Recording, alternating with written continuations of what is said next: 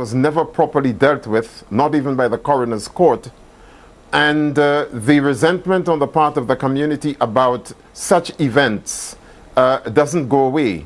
So it seems to me that the police ought to have known that the killing of a man under those circumstances that we learnt about in relation to Duggan and what happened on Thursday would inflame people's passions in the community.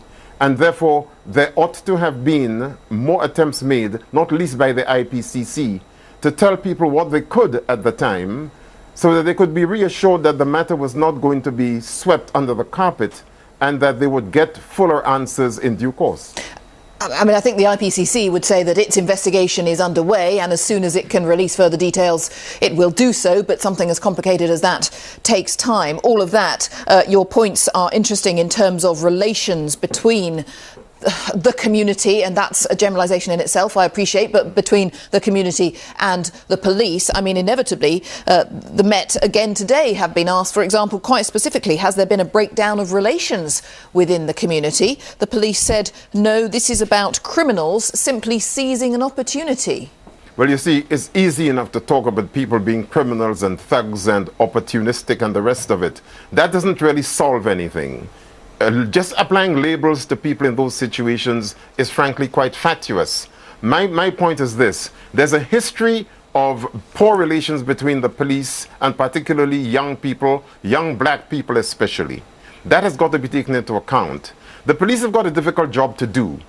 There are many mothers who do not want any more children dying in our communities. They would like to see the police getting rid of knives and guns from people's possession in the streets. But that's got to be done in a way that actually enables the community to work with the police and vice versa, so that those sorts of events that we saw on Saturday would not arise, because there would be that degree of trust and collaboration. And I think it is when that breaks down, and particularly when information is not given to people, that they take the law into their own hands, so to speak. OK, so if that is the heart of the problem, where, this is the big question, of course, but where does the solution lie? What should be being done that has not been done thus far, then? Well, I think much more attention needs to be given to young people themselves.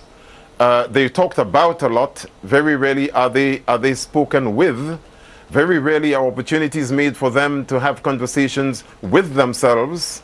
And it seems to me that the more we see them as a group apart, as some people distance from the rest of us, and simply leave them to their own devices, the more we would find them acting in those kinds of ways. There has to be an investment in time and careful work with young people by people who are within our communities, who've got the training, the experience to do that, and ensure that change comes from amongst those young people themselves, as distinct from whatever programs others might want to impose upon them.